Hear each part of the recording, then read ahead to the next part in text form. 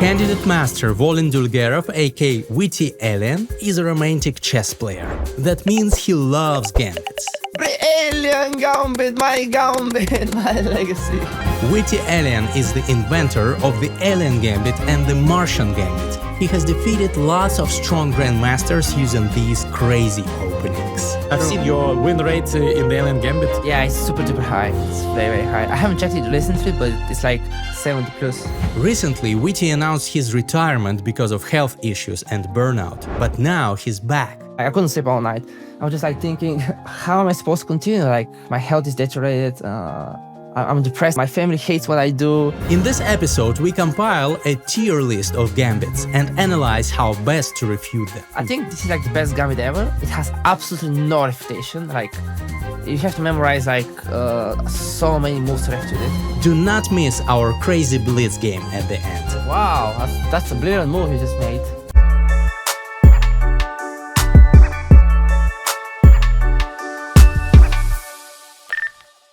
Volen, thank you so much for coming on the show. I'm also a big fan of gambits, just like you are. And I've always been wondering, looking at you, like, how does one begin inventing gambits? How has this idea like entered your mind? What was happening? Thanks so much, Greg, for having me here. It's such an honor. I'm a huge fan of your show, and being here is like a dream come true. How did the idea of inventing gambits came? It did not. It just happened automatically. That's the truth. By playing so many games, I just accidentally invented it. It's not like I decided, okay, now I'm going to invent the gambit. No, it just happened by playing so much. I was really wondering because I've read your interview, I think it was to chess.com, when you said that you were just frustrated playing against the Caro-Kann, you wanted to spice things up. So you've never checked it with the engine before. You just decided, okay, I'll sacrifice this knight on f7 and we'll see how it goes. Was it like that? Something like that. So basically, I always played, I call the knight pony. I always played pawn takes f6. And then it's just like very good for black. Then I played pawn g3 after the main lines of Caro-Kann, pawn f6. Pawn g3, but then black hits me with h5 and I get huge in trouble. And then you do know that in Caro-Kann there is like Karpov variation. Yes. And then when they play pawn d7, then you can go pawn g5. That's the best move. Because after h6, you go brilliant pawn e6.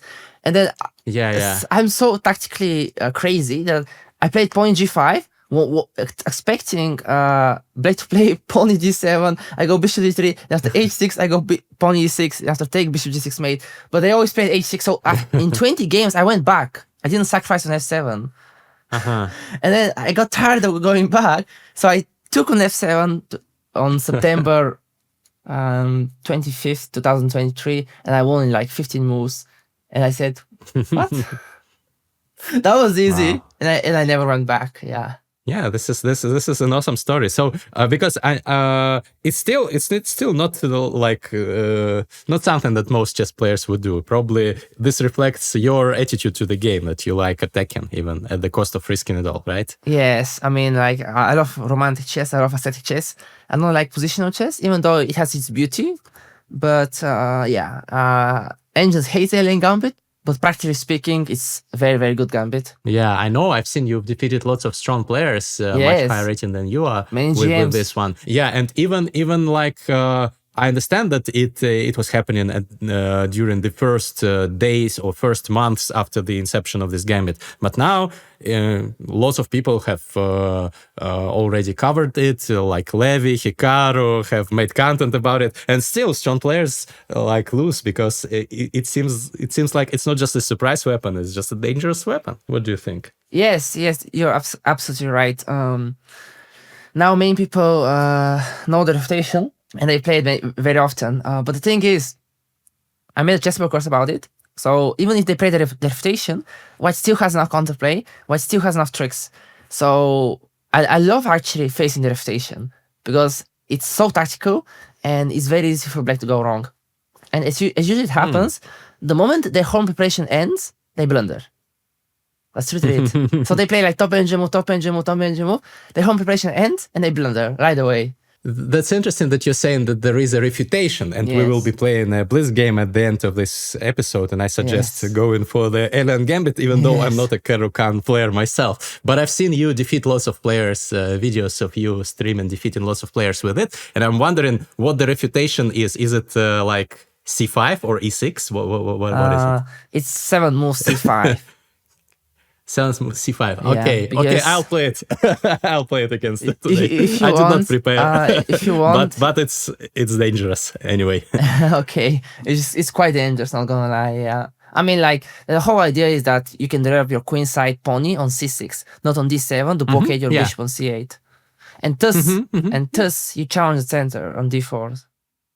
Yeah, it's very logical, and also, of course, White cannot trade the queen. So, no, but it's not over. It's not over. White has a lead in development and attack. Oh yes. Light squares are weak. Yes, it's tricky. Yeah, it's tricky. Yeah, I see. I probably I'm thinking now. Why did I agree to do this? I should have played this with White, not Black. Okay, but we'll do it for the show. We'll do it for the content. And there is another one. Yeah, for the content. And there is another one, the Martian Gambit. I also was very impressed by it. It looks really out of this world. That one you also invented over the board, or were you like analyzing? How did it happen? It happened again accidentally. It's because it's against Karukan, but fourth move bishop f5. So rather than pony f6, they go bishop f5. And then we again go pony g5. And after h6, we go Alien Gambit. But usually in online, like 85%, people play bishop g6. Because they expect pony g3 to attack the bishop. And after pony g5, they usually again go bishop g6. So there is no Alien Gambit. And then I think this is like the best gambit ever. It has absolutely no refutation. Like, you have to memorize like so many moves to refute it, and it's like my win rate is just supersonic with it. But you don't take a pawn. Black can still castle, but Black has problems with their f8 and h8 pieces developing in the long run. Yeah, and the position is so like discombobulated, they say. I think very nice word. This word, so very hard to play. Yeah, I think in Blitz especially. Yes. So that one was. Excuse me, I'm so sorry to interrupt you. I actually defeated David Hall with it. Grandmaster David Hall with it. Very soon a video will drop when out. you visited the take up? Yes, I defeated him in the Blitz game. Yeah. Wow. So this is something to pay attention to, guys. Definitely check out both of those gambits. I really like the way that you are a fan of gambits and a fan of romantic chess. I don't think that there are.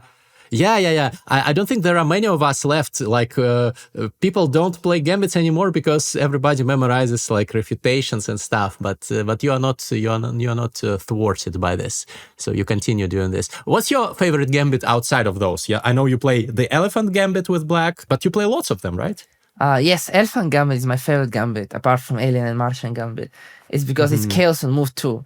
It's like super duper dangerous, and if White is not careful, they can get in a losing position very fast. I love Elephant Gambit. I play England Gambit too, but it's so risky. It's so risky. It's like, oh man. Do you know it? D4, E5. Yeah. I know. I know. I think the Chess Bra guys sometimes play it and have some nice wins in them. I think Aman Hableton has shown some tricks in it. But no, I don't know, obviously, the theory. And most people playing with White don't know the theory, I guess, right? If you play D4, you don't expect the thing E5. It's very easy to refute. If you just play any moves, you're just winning. So you don't need to know anything. Yeah, I even played in classical chess this June, and I drew. Oh. Yeah. Wow. I even played Alien Gambit in classical chess this June. I won against federated player. Yeah, I know. It's amazing. Yes. The fact that you can do this even in classical. Obviously, it's easier for the opponent with more time on the clock to find refutation, but your opponent did not. Yes, he blundered in 7 move. Yeah. Yeah, it was a very short game if I remember correctly. It was like 30 right? moves. Yeah. Impressive stuff. He resigned 30 moves. So you like the Elephant Gambit, the England Gambit? What else? I love all the gambits. I love with White. I love the Danish Gambit. I play it like so often, but it's very easy refutable. Unfortunately, I love Hellwing Gambit. I love Hellwing Gambit. I love it. It's when you sacrifice the knight on e5? Yes, exactly. In the four ponies, in the 4 knights game. Yeah. I love King's Gambit, but unfortunately I hate facing d5 right after f4. And it's just so positional. I mean, it's not positional, but I don't know how to say it. What do you do after d5 actually? Because you play King's Gambit. Yeah, I exactly. I wanted to say the same thing. Most King's Gambit players don't like it when people play d5 against them because you want to dictate like the spirit of the game. You want to be a Gambit in attacking, and people go d5. But I actually got some decent results. I defeated a woman FIDE master over the board. Nice. Like last year in classical with like this with the King's Gambit, and she played d5. I take, and there are some lines like the old move is e4, but it's not good actually. So white is already better after e4. You play d3, and there are some lines you should like look at, but white is fine. The most principled way for black to play is e takes f4 after e takes d5, and then you go knight f3 and bishop b5 check, and in some lines you castle long even, and you have interesting position. I played this against Jan Nepomniachtchi, Nepo, when we played at the end of the party. Obviously he defeated me, but it was a rather long game and an interesting one. So nice. Yeah. Nepo himself plays King's Gambit a lot. Yeah, he has a course. I actually checked it out on Chessable, a nice one. Nice one. He has some lines, some analysis of his own. So he is, I think, the highest rated player of this, at least on a regular basis. I know Magnus sometimes unleashes also. Sometimes Magnus even unleashes the elephant gambit. Yeah, but has he played the Alien Gambit? No, not yet. Not yet. Yes. He should. I think. Yes. Yeah. That's good that you promote this culture of romantic chess. For people who don't play romantic chess, who are afraid of sacrificing material and do not want to go into craziness, into chaos, what do you tell them? Do you believe that they should try it, or it depends on the person? If the person does not feel comfortable with risky play, he or she should not do it. What's your opinion? Yeah, it's a good question. Well, you should not force yourself to play any style you don't like. If you're a positional player, if you like positional chess, go for it. Like every chess style is beautiful. Romantic chess, aggressive chess, positional chess, mixed.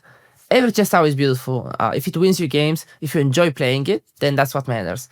If you don't enjoy playing any style, then don't play it. So, but if you want to try romantic chess, aggressive chess, if you really want to try it, then just first sacrifice and calculate. I'm kidding. I mean, just go for it. Just play gambits, play aggressive chess, try to attack, and don't be afraid to sacrifice and enjoy the brilliance moves. Yeah, because I think most of your viewers, most of my viewers, most of viewers of YouTube, Chess YouTube, are amateur players. They play online for fun. And I think when you're playing romantic chess, this is like much more fun than when you're playing some slow chess. So you enjoy the process. Yes, but it's more dangerous and it can lose you more games. That's true, but it can also win you more games. True. I've seen your win rate in the Alien Gambit. It's like crazy high. Yeah, right? It's super duper high. It's very, very high. I haven't checked it recently, but it's like 70 plus. Even though you're playing like sometimes against much higher rated opponents, most of times, still are likely. I mean, that's like 70 plus was like, I think like a year ago, but maybe now it's much higher. Because out of 12 games, out of 11, out of 13 games, I win 12 and I lose 1. Yeah, that's important. That's impressive. Yeah. By the way, you made a whole Chessable course about it. So you spent some time analyzing it afterwards, right? Quite a lot of time. How was it working? Yeah, quite a lot of time. I made a course about 4 repertoire against Caro Kann, featuring Alien Gambit, Martian Gambit. There were so many analyses done. There were so many like tricks, traps, brilliance unleashed. It's really fun, and I'm very honored that the one and only Daniel Nerudowski has bought a course, and he himself has said it's a very good course. Wow, that's cool to hear. So you've sat down with the engine and tried to refute the refutation, right? I didn't use engine that much to give me tips, because engine just engine moves. Like when we play chess, we have pawns, right? And engines don't recommend the ultimate Alien Gambit setup, which is the most deadly setup in chess. And that setup is not Engine's favorite, but it's the most deadly setup, and they always blunder against it. So if I have followed Engine moves, Alien Gambit would have been very, very bad, because Engine suggests something like bishop c4 check, queen e2, like some crazy stuff just to keep the evaluation a little bit lower. But there's no point, there's just no point in it. Yeah, so you tried finding moves that a human would find trouble playing against. Yes, right? exactly. Because like first you push, like normal Alien Gambit, after king takes f7, pawn f3, you put the bishop on d3, then you castle, then you go rook e1, and then you go pawn e5 check, and that's the critical moment. Engines don't recommend this, but this is the games, this is the position that have won me thousands of games. Yeah, and I guess we will demonstrate this all at the end of the episode when we play our game. As you have probably noticed, we discuss the Alien Gambit a lot in this episode, and at the end of the episode we play a blitz game in that very opening. By the way, very instructive, don't miss it. My guest actually has a Chessable course on the Alien Gambit, featuring deep analysis of how you should play against the most common responses to it by black. And also the course covers the Martian Gambit, which is probably even more dangerous. Volen has recently defeated Grandmaster David Howell with it. 12 hours of video content, lots of trainable lines. It's an amazing course. I think I'll also study it because I love gambits. It's good for all levels, but it's best to use in blitz or as a surprise weapon. And the best part, you can try the course for free on chess.com courses by clicking the link in the description. Also, Diamond members get 30% off the full course if they choose to buy it. Volen wins 69% of his games in the Alien Gambit and 79% of his games in the Martian Gambit.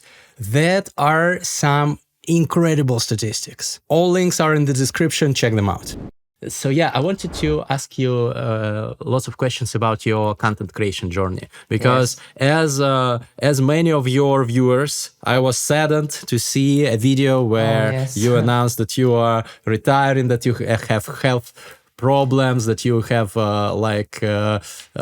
no faith in the future of this project because you face so many difficulties, and it was really really saddening to see this video, and then you announced you're back. So that's great to see, great to hear. I wanted you to give a little bit of a, let's say, behind the scenes for this. How exactly did this happen, and what helped you return to the content creation game? So basically, from October 2023, I've been having some health issues, mainly because of super duper high live streams. I did 30-hour live stream 2023 summer, and then the same month I did 28-hour live stream, and around 24-hour live streams. I was just working so hard.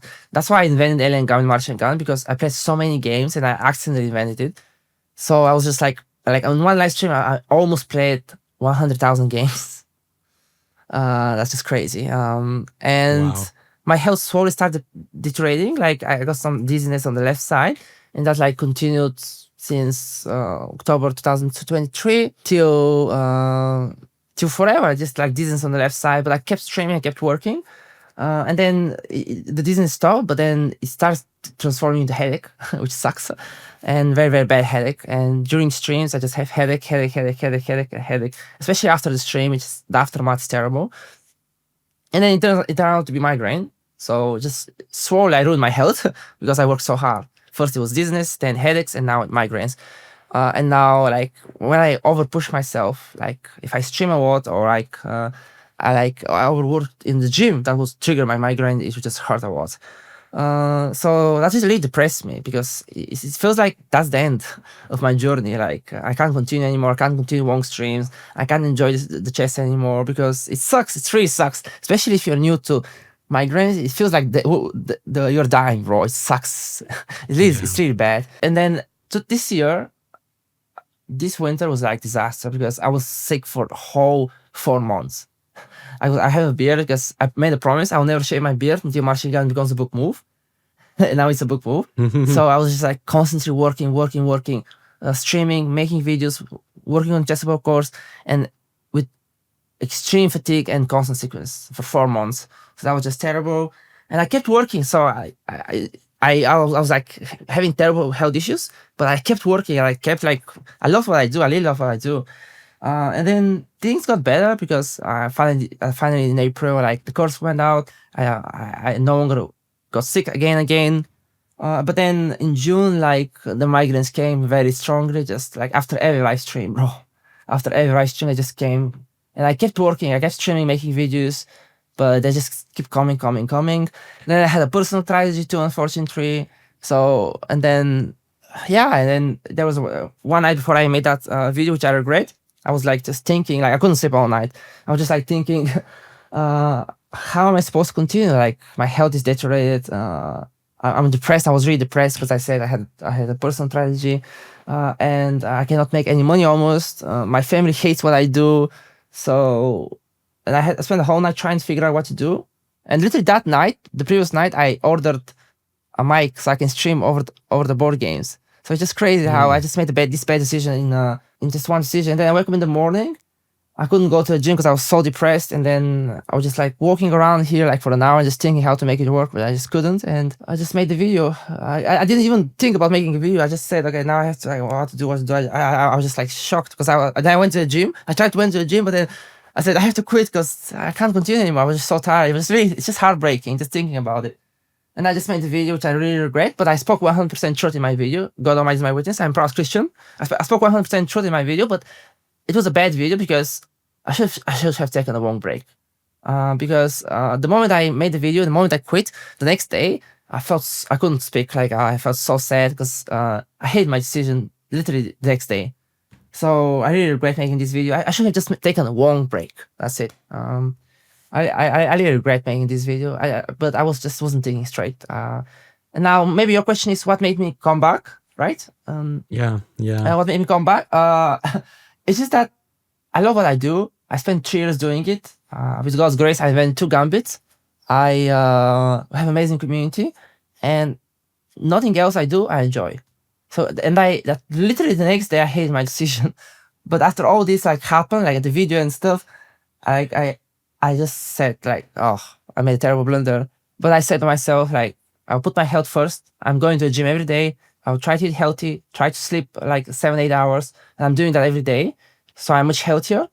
And I want to thank to my community for accepting me back. I made a huge mistake for quitting. That was really bad. I'm never ever going to quit. I have said many times I'm going to die as a content creator, like an old grandfather, and just stream chess for the rest of my life because I love what I do. I'm taking care of my health, and I feel much better. Like if I overwork, then the migraines still hit. But I'm taking medicine; they help a lot. And I really thank my community for accepting me back because I made a mistake, but I'll try to fix it 100% and never repeat it. That's great to hear, and I think that's the approach of a true chess player because we all make blunders. Yeah, mine was very big. Yeah, but the important thing is to learn from it. And also, I wanted to ask you: were you impressed and surprised by the level of support in the comments? Because lots of even famous chess content creators came to express their thanks and their support in the comments to that video. I remember like it amassed lots of views. Were you surprised? It gave me so much stress. Seeing all those wonderful people writing comments and supporting gave me so much stress, and it made me hate myself so much for quitting. Were I surprised?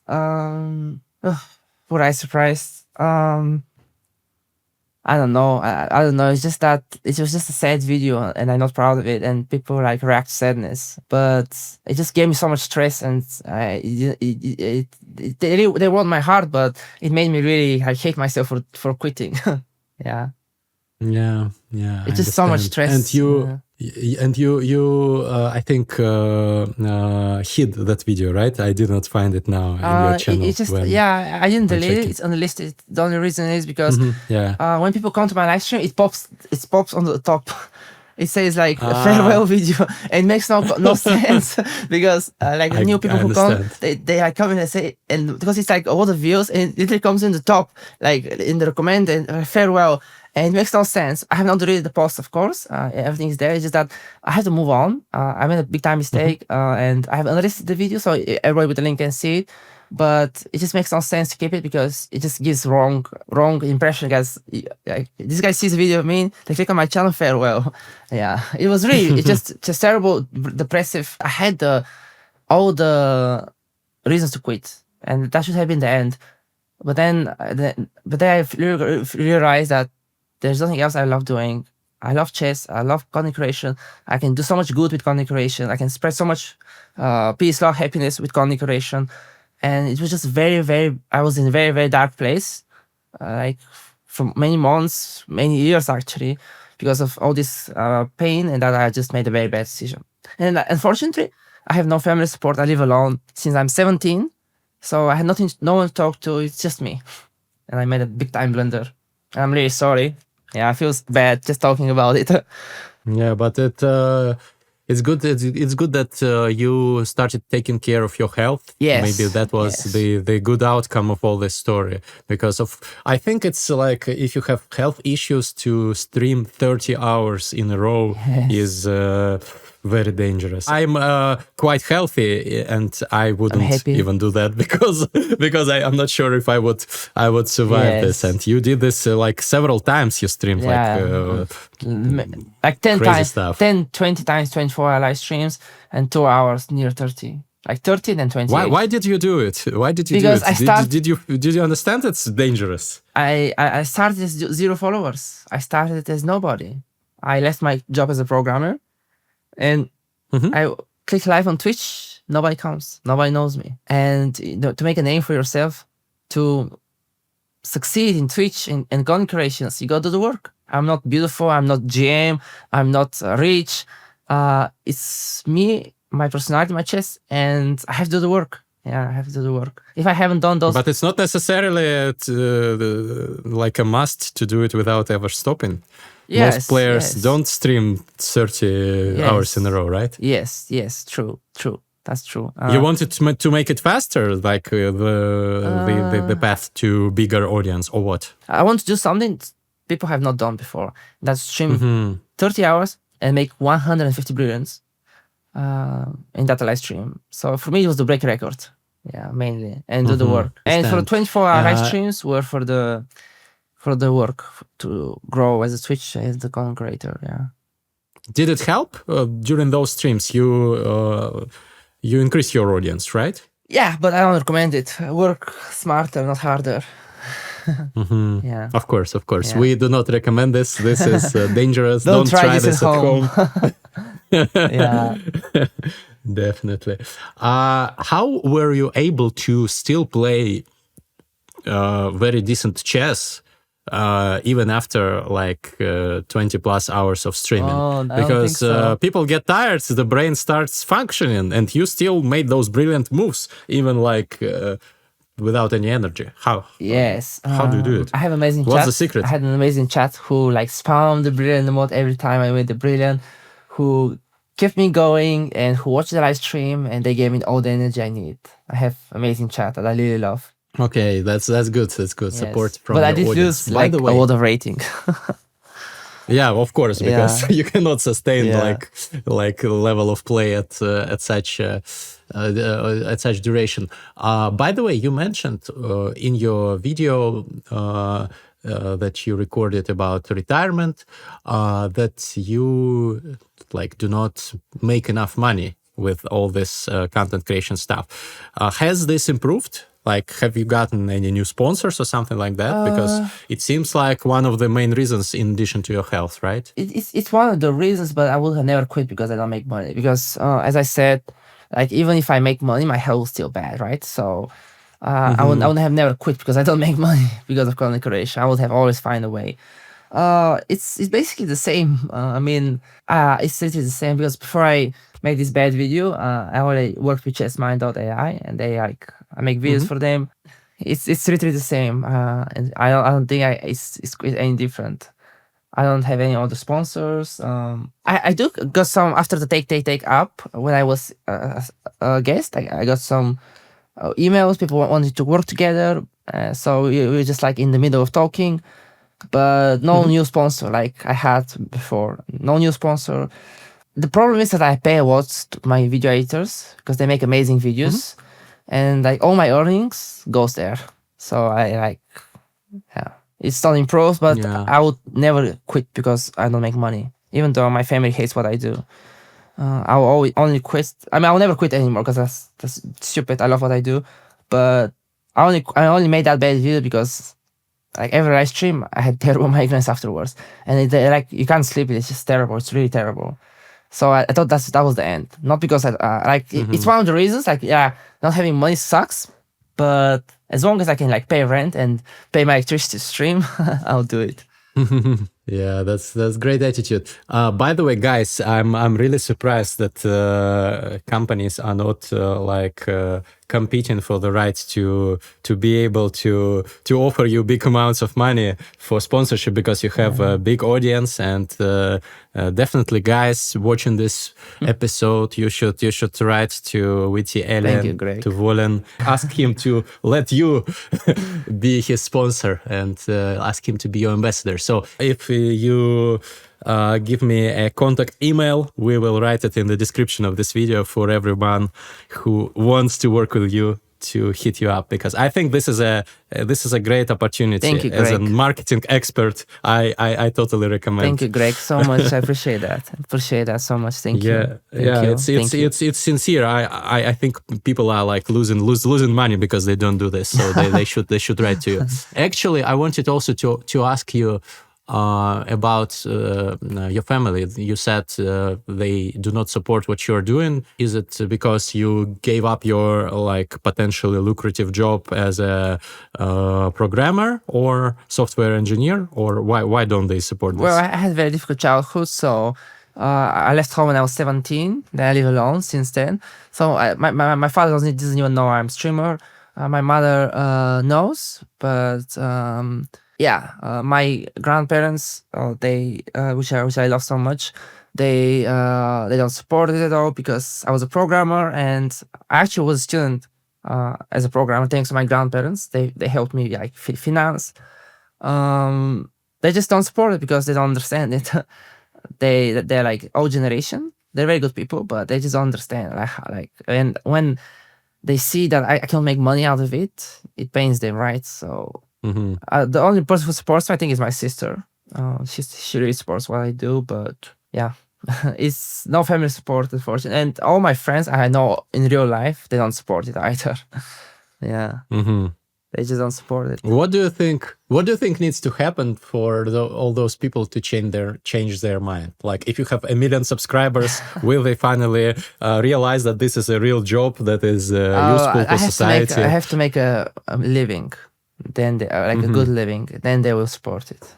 I might have like millions followers, but if I don't make a living, they won't support it. Well, if you have 1 million followers, your monetization, I think, will be enough, definitely. You never know. You never know. Yeah, I understand. By the way, this is something that is not often talked about. That's why I wanted to bring this up, because people think that content creation is some easy peasy job, easy money. You just record videos, do nothing. This is not like some serious job where you have to work hard. But in reality, what I said is complete bullshit. And this is one of the hardest jobs ever, especially for people who have not broken through some plateau, or where they have audience but they don't have sponsors, for example, and YouTube monetization is not big and stuff like that. Content creation is the most difficult work I have ever done in my life, because you have to be constantly making new content. You're constantly being watched, especially when you stream. You can't like do anything without being seen or judged. There's so many people who judge you. There's so many haters. There's so many people who want you to fail. There are people who come and go, like so many people that you're friend with, and then they disappear from your life. It's like mentally, it's so difficult. And you have this stress of always trying to entertain them because people are watching you, they're spending their time to watch you. And you need to be the best version of yourself, to be energetic, to just make their time worth it. It's very difficult. It's a very, very difficult job, but I think every job is difficult. But content creation is not easy. But every job is difficult. Yeah. Every job has its difficulties. But people who say content creation is super duper easy, then try it. Yeah, try it. You don't have a big team, right? You have editor. It's me, video editors, and a thumbnail maker. Thumbnail maker. Yes. Of course, yes. That's important. all the team I have. Thumbnails. But for a year and a half, it was just me, everything. Now you're working a little bit less hours, right? Because of the help. Yes. I'm gymming every day. Look at that. It's growing. Nice, I'm gymming every day. Nice. I'm sleeping, trying to eat all nuts. I'm much better, taking my medicines. But the thing is that the better I become, the more I work. That's a problem. I really love working. I really love making content. But I'm just thankful to be alive. I'm thankful to be able to do what I do, and I should not take anything for granted. Yeah. By the way, I know that you sometimes play over the board as well. And, very rarely. Yeah. You have when you were younger, you had lots of achievements, like titles of national champion of Bulgaria, for example, and stuff like that. You definitely have an immense chess talent. Do you have any goals for making, FM, IM titles? I don't have chess talent. I just worked really hard. But thank you. No, I don't have any goals. I don't think I even deserve to be content master because I don't think I'm that strong in over the board chess.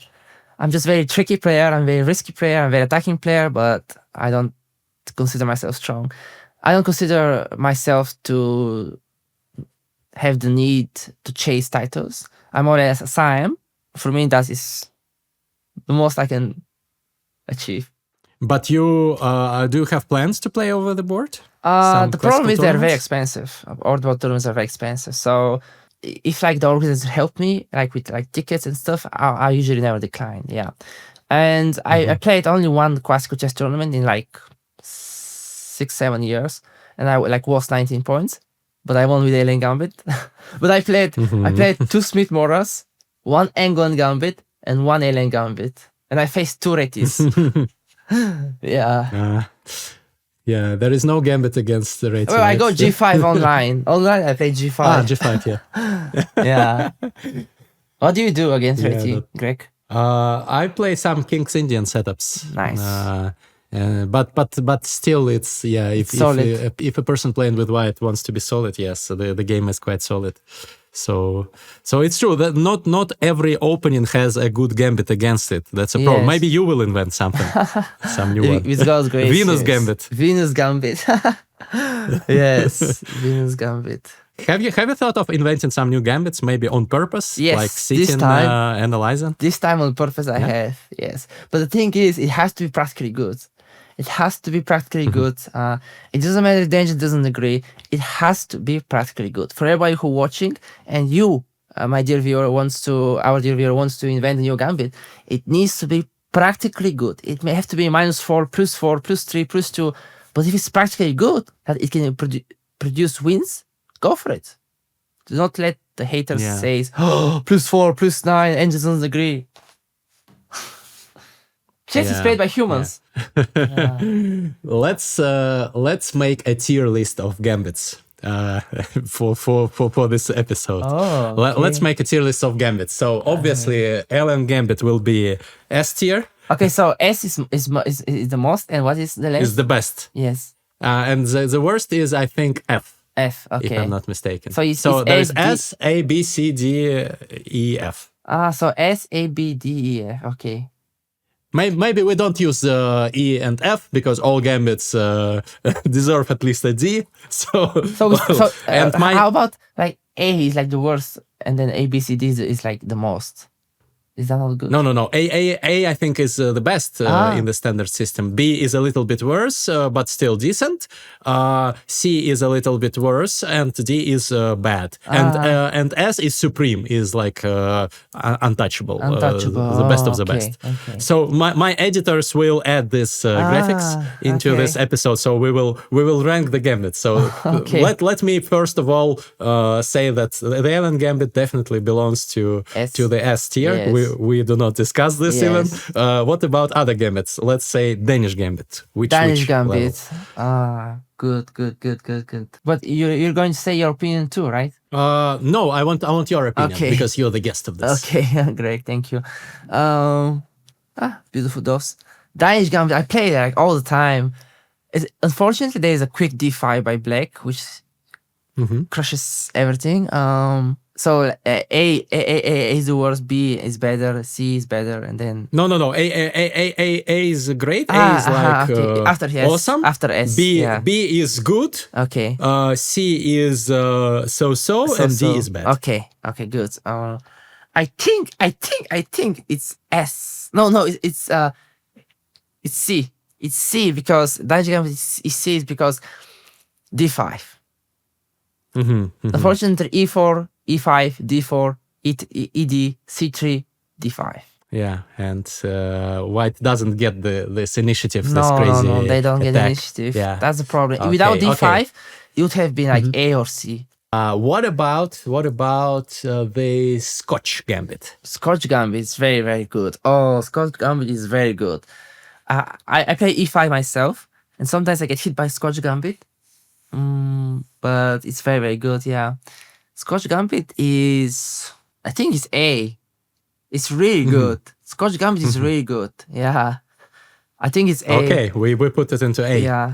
I agree. It's very, very decent, good Gambit. weapon. Yes, it's very, very good Gambit. Okay, the next one is the Smith-Morra Gambit. I've also been playing it a little bit. I know that you have played it. Nice. Do you play Syrian as black? Sometimes it's one of my. Okay. So you don't. So what do you do mainly? Against the Smith-Morra? Yeah. You play D3? Actually, I play this setup. No, I don't like D3. I like it with White when people play against me D3 because I've seen some games of Hikaru, how he plays against this. And I've adopted his approach and I've won a nice game in Classical recently. Nice. It's just a big clamp. You put this C4 and E4, the Marozzi binds, and you just suffocate your opponent. Maybe it's not like exactly the style of like the Smith-Morra Gambit, but it's good enough. I think that I play usually with black. I play this E6, D6, Bishop E7, this setup. But I don't really enjoy my position after this. So I have to admit. I see. Yeah.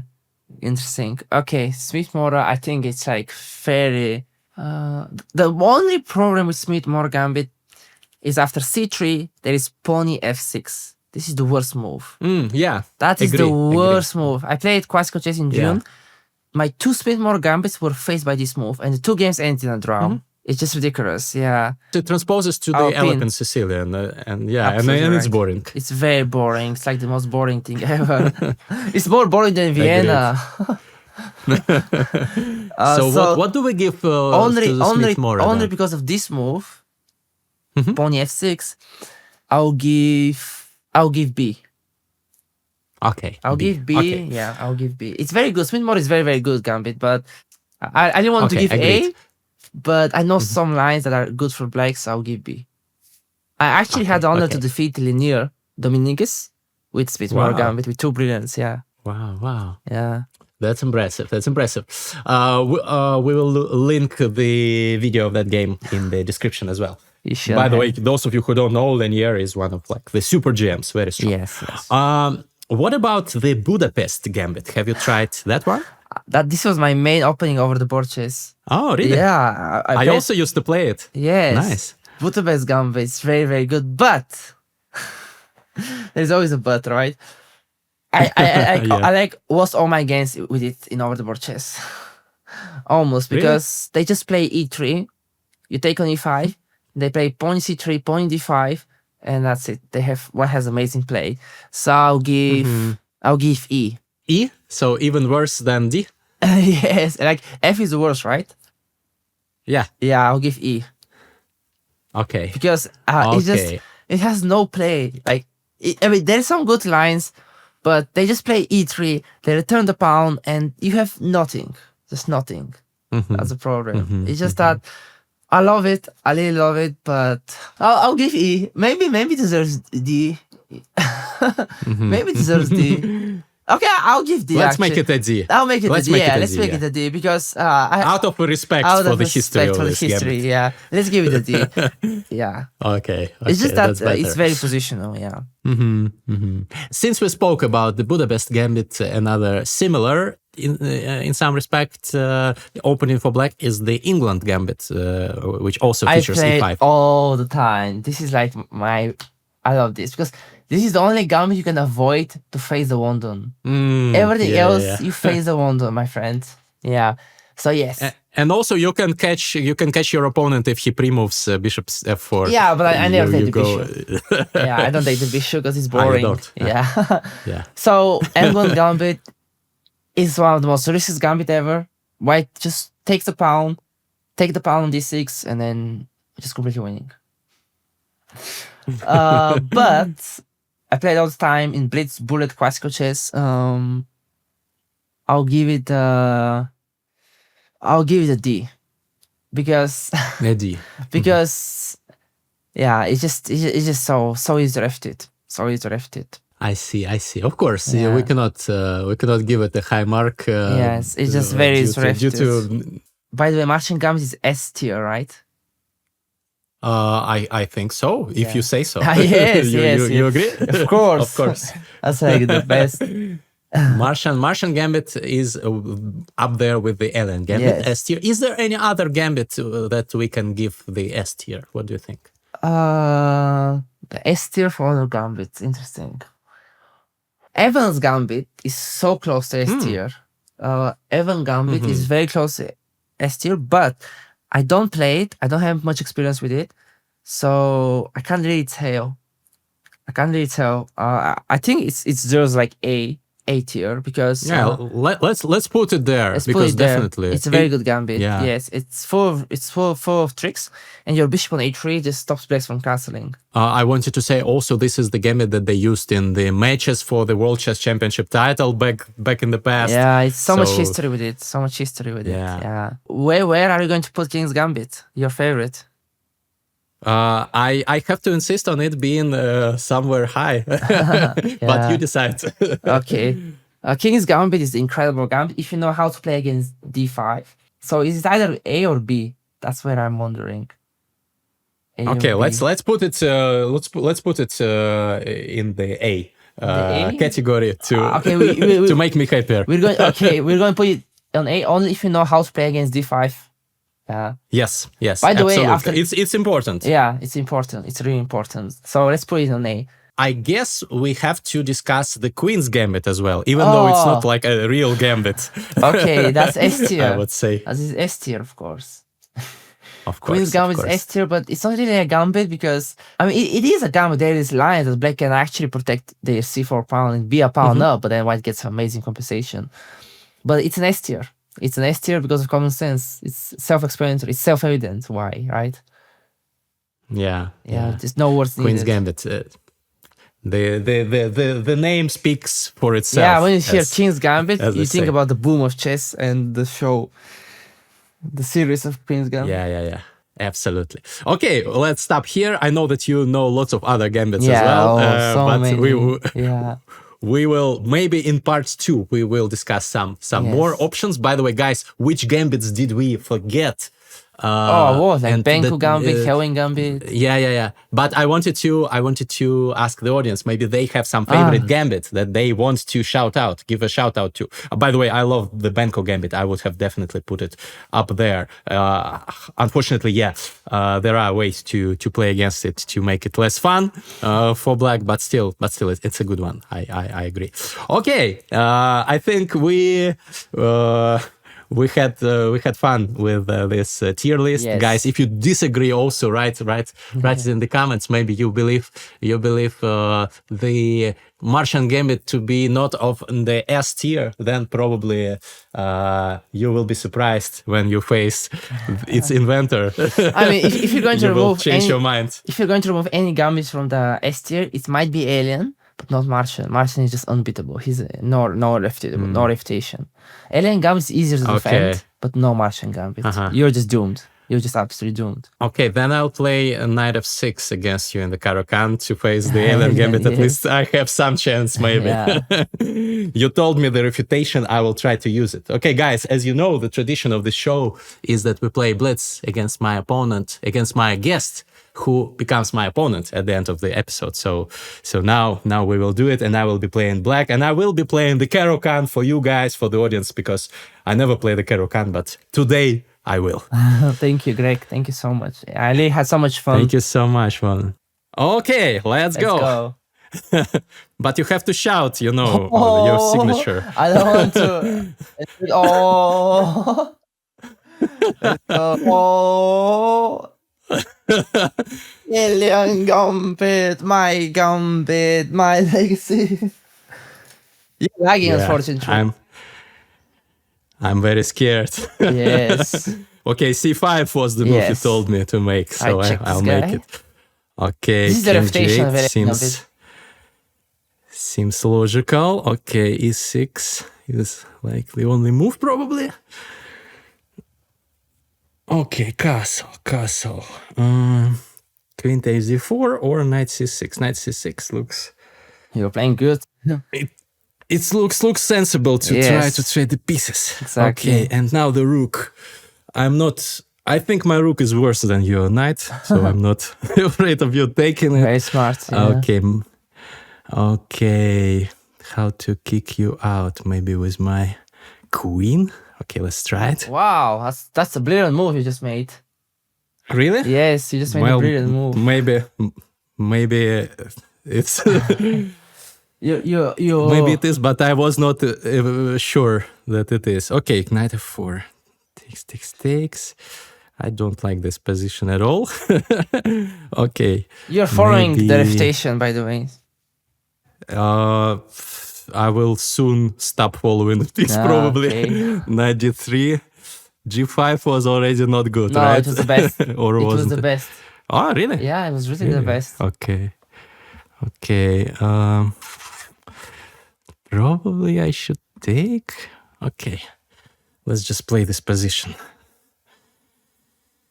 Let's go f4, trying to open Looks horrible. Yeah. You're 4 piece up though. Yeah, but I don't like this. Okay. Tack. And the time.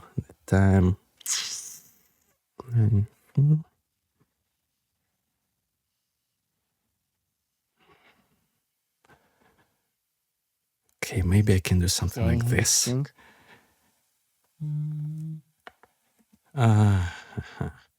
Interesting. Take. Probably wrong. I don't know. Looks good. Thanks.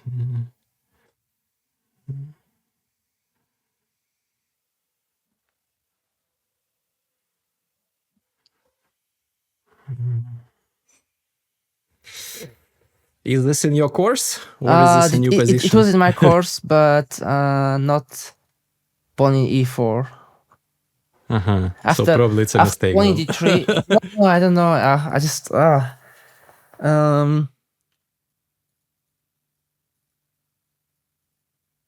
really don't know, to be honest.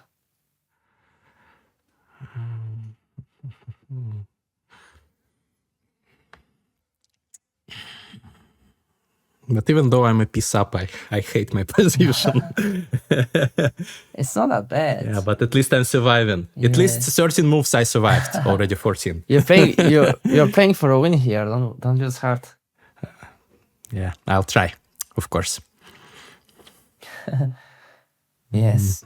Like, you take it a pony, okay. Yeah, I thought queen f3 is not good if I take with a pony. I want to go queen g4 after h takes g5.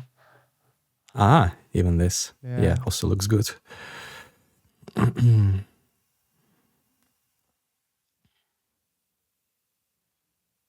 h4. Okay.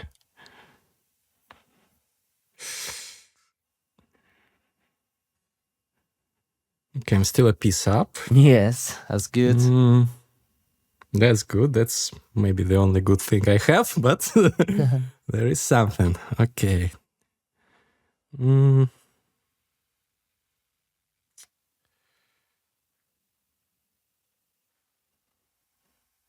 maybe knight g5 was not optimal.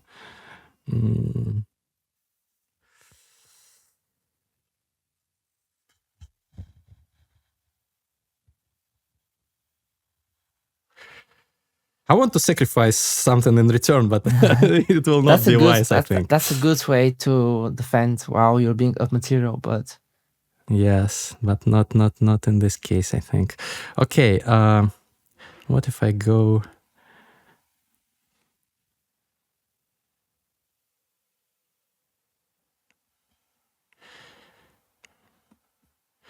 Okay, I'll go here. This was the most natural move, but it took you a long time to play it.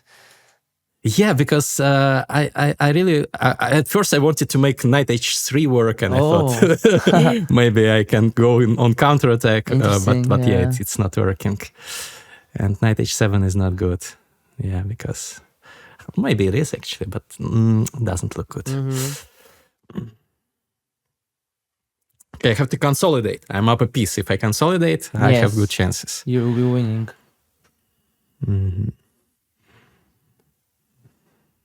But my pieces are not very nicely placed.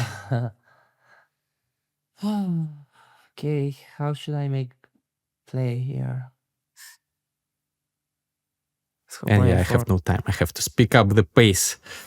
Okay,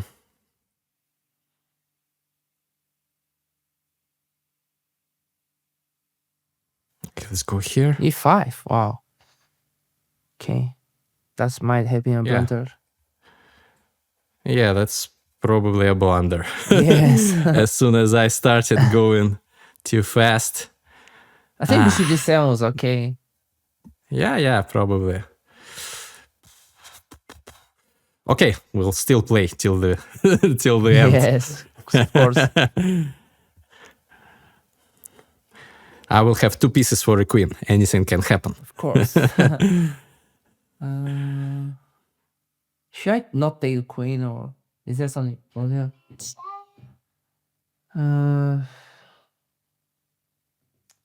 Okay, queen. Yeah, that's what happens, guys, when you take the Alien Gambit. You have a winning position and then you have a losing position suddenly. Yes. What happened? This is just the Alien Gambit. This is Alien Gambit, right? This is just the Alien Gambit. Yeah, nothing too crazy. Yeah, I'll resign. GG. I survived 25 moves. Yeah, thank you. This very was good very, game. very let's analyze impressive. Yeah, let's analyze, definitely. Yeah, so... I don't do well when I'm low on time, so I started panicking. Yes, otherwise you play Doctor Refutation. You play Doctor Refutation here. After pawn in d3, after g5, pawn in d3, you go pawn a5, giving the bishop, and that's what you're winning for back. You play top end. Pawn into a5. Yeah, and now I have to give the light square bishop. Yes. Interesting. A5, yeah. Yeah, I didn't think about it. Yeah, because the bishop is stuck there and it's completely winning. Yeah, thanks for the masterclass. I got a masterclass in the Alien Gambit from the author. You made brilliant congratulations with Queen E8. That was a brilliant move. Oh, I didn't know. It's really a brilliant move. Yes, wow, according to chess.com. Oh my! I thought it's logical. I wanted to give up my rook for the knight because the rook is so bad. But yeah. Very nice. It's very nice game. Alien Gambit is so OP. But you played so well. Yeah, it is. You played really very strong. Let me just go to my... Thank you so much, Volen, for your insights and for your important contribution into the theory of modern romantic chess. I think it's great that we have in chess such a person as you, and I wish you to continue on your content creation journey as long as you want until you are old and gray, and of course having lots of subscribers and financial stability. That's also very important. Thank you so much, Greg. I'm going to say that it's lucky that chess have people like you who interview people who make chess popular and who are so energetic, so passionate about what you do. I can see it in your eyes. You really love what you do, and you really love chess. And it's really nice. Thank you so much for having me here. It was an honor, and I really hope one day to see you again. Yeah, I do too, guys. Don't forget to subscribe to Witty Alien YouTube channel. And of course, don't forget to hit the like button, smash the subscribe button, in this channel and write a comment. Whom should I invite next? Did you like question. my guest today? Were you impressed by the gambits? Did you like the Alien Gambit? Are you going to try it in your own games? Please let me know. Are you going to try Alien Gambit? Yes. Last question, last thing I want to ask you. Can we finish with you shouting your signature thing that you do? You sure? Of course, of course. Okay, usually my brothers and sisters, when I play Alien, I say, Alien Gambit, my legacy. That's what I do for a living. Well, you made it brilliant. It's a great job. You made it brilliant, brother, not me. Queen 8 was brilliant. Okay. Thanks for playing this game, and thanks for the episode. Guys, looking forward to seeing you in the next episodes. See you in the next one. I can't wait to see the next episode. Bye-bye. Thank you so much, Greg, for having me. Bye-bye.